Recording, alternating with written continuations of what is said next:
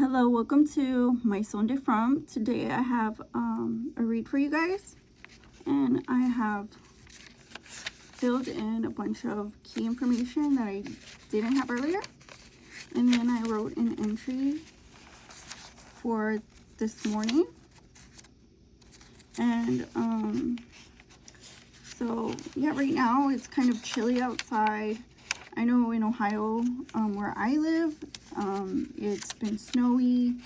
Up the northern states, it's been snowy and cold, and I think there's some storms around the nation, but so far we haven't had much snow. Like it flurries and stuff, but it doesn't stick for very long. It doesn't stick around for very long, but we are gonna see some snow soon. And also the temperatures kind of rise and drop. So we get a few days of cold, and then we get a few days of 40-degree weather. But I mean, it's nice to see the snow. But this is just a few things that have been going on. They're not exactly like, they're not in any specific order.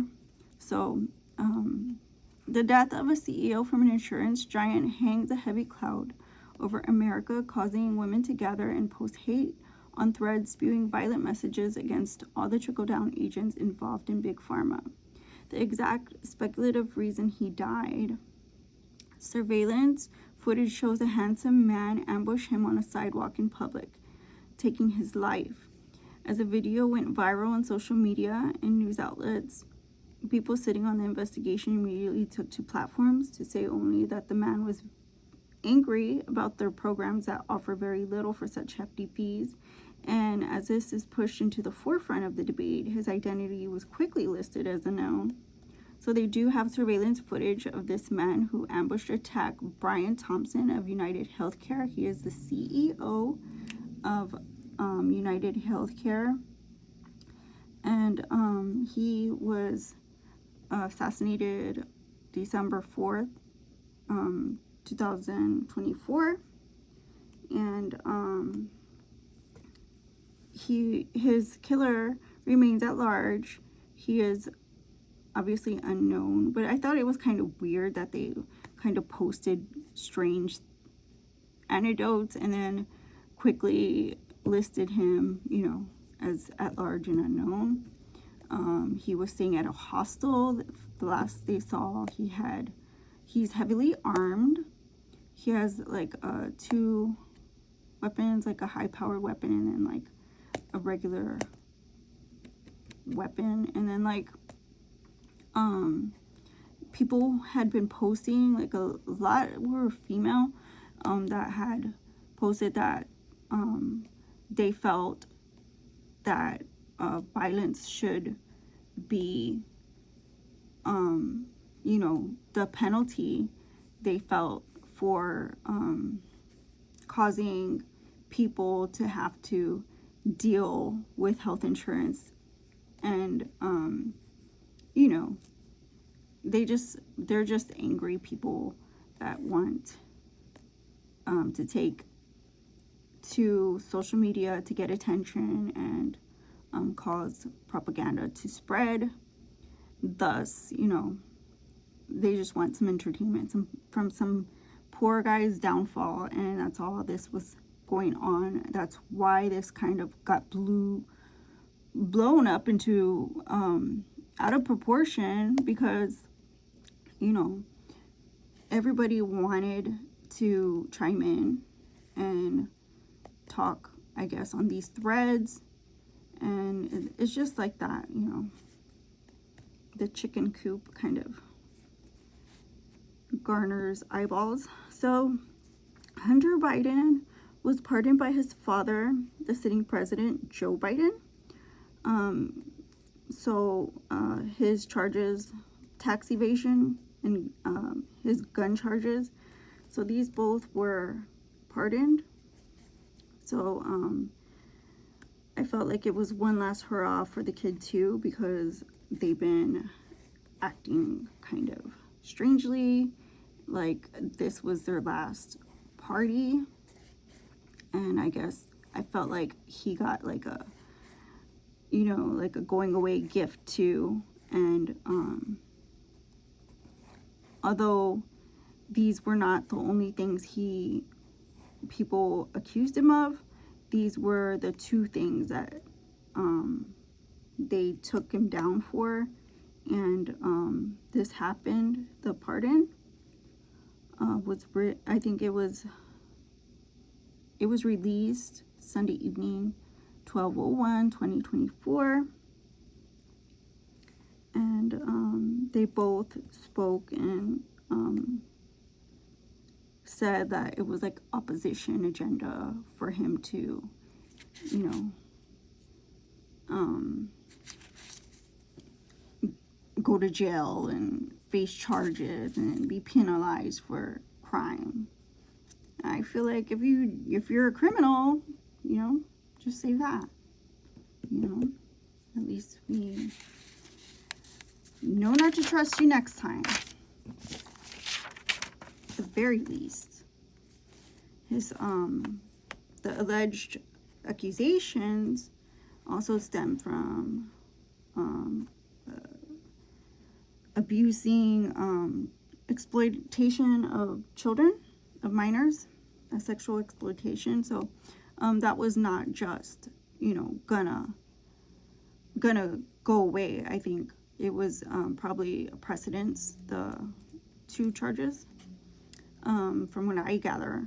But I think when somebody gets a bigger, like when you're facing a bigger crime, I think they should just lock you right up, because that is not safe for anybody around you. Now, South Korea, who has sat on the democracy of its population for so long, one who loves the North Korean leaders, continued the legacy and has also been seeing progressive policy come into play in real life. The backlash also becoming a reality for a nation known for its traditions, its rich culture.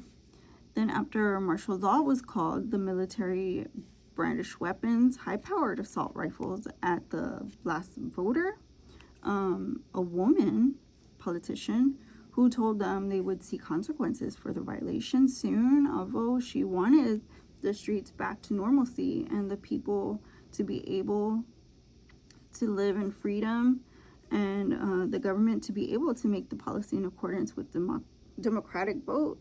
The president now faces a rumored impeachment. The president is Yoon Suk-yeol. It lasted for 24 hours, and it started December 3rd, 12/03/2024. So just to summarize this, there's a lot of sympathy with North Korea and South Korea. Obviously, they still feel very big part of it.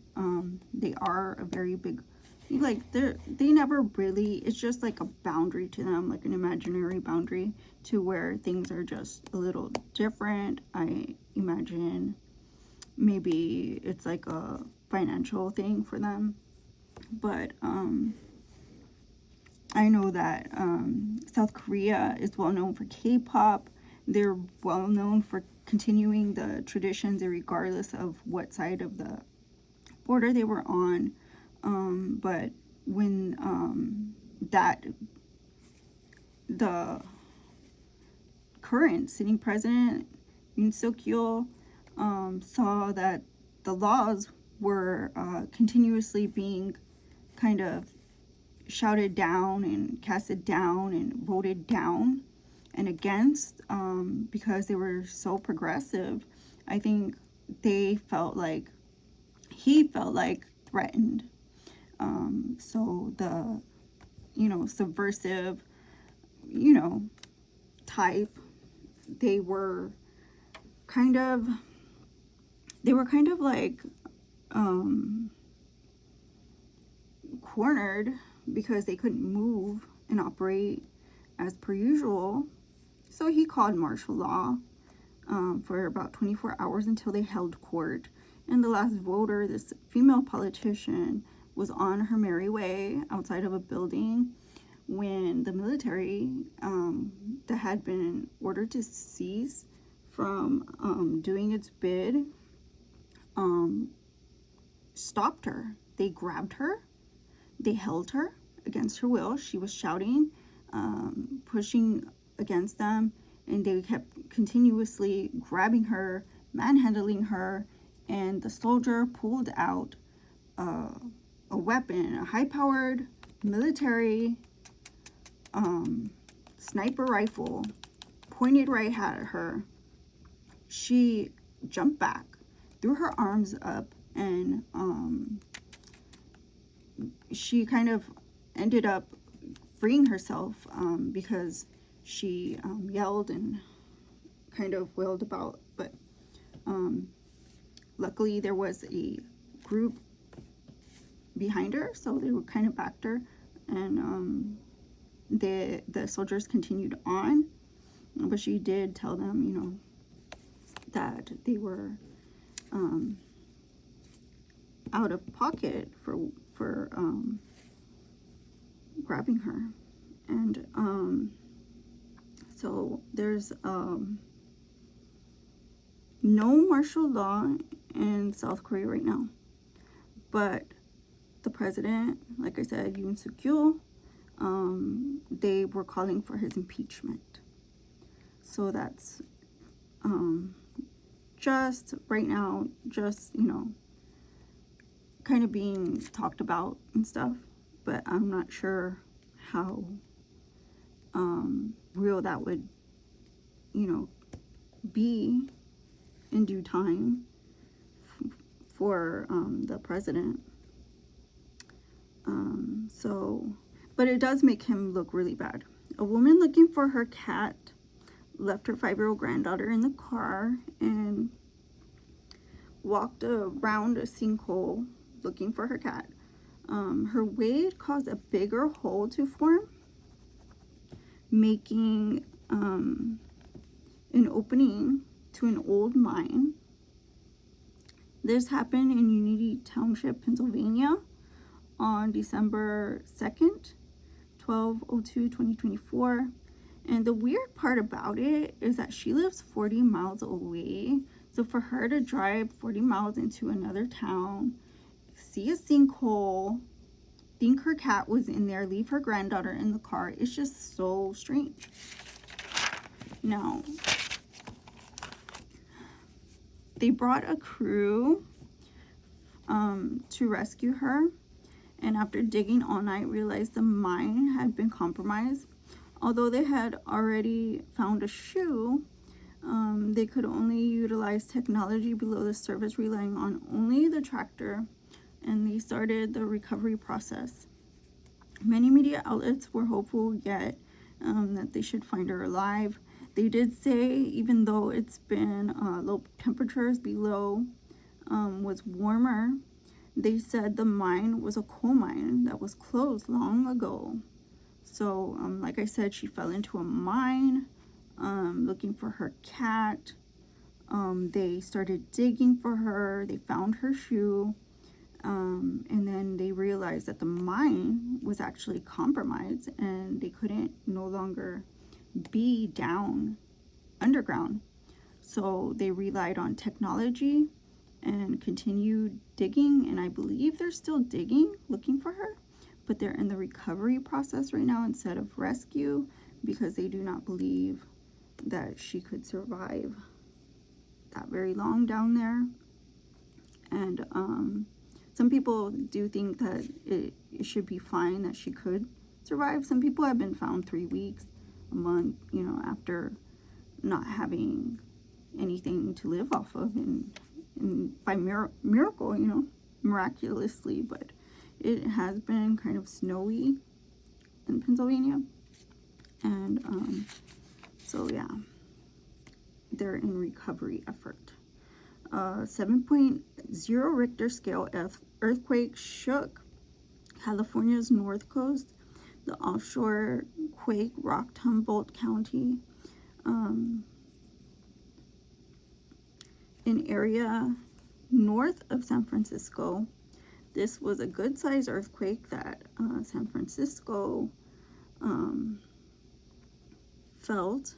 A tsunami warning was issued and soon called off. The video of the aftermath shows debris fallen to the ground and irregular waves caused by fault shifts. So,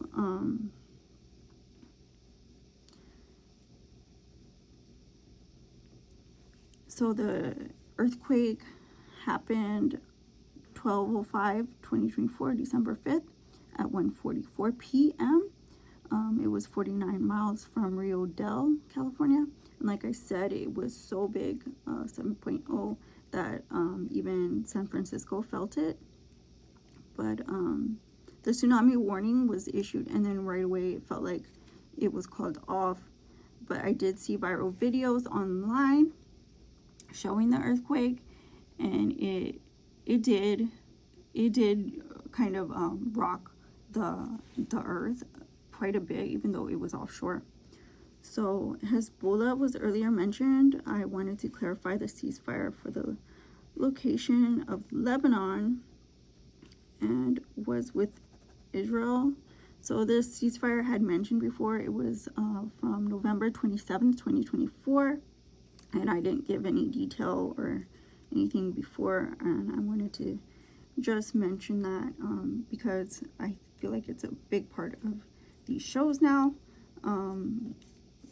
the desert conflict and Palestine.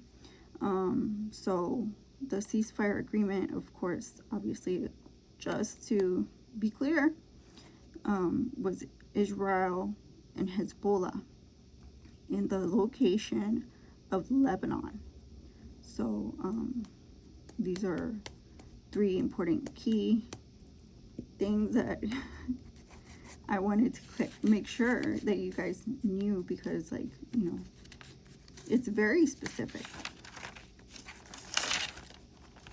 And speaking of the desert conflict, Aleppo was taken over by rebels and being targeted without warning. They struck with full force, took the city, siege. And the city is located in Syria, who has been in the crosshairs of the Gaza conflict. So the faction is Syrian Salvation Government, and this happened November 30th, 2024, in which Aleppo, Syria, had been taken over by a group of rebels. So Stilfontein Mine was ordered by court to receive relief through supplies organizations. The organizations did not hesitate to show up in droves. Although more casualties were discovered, they are still able to aid in the double task of recovery and rescue.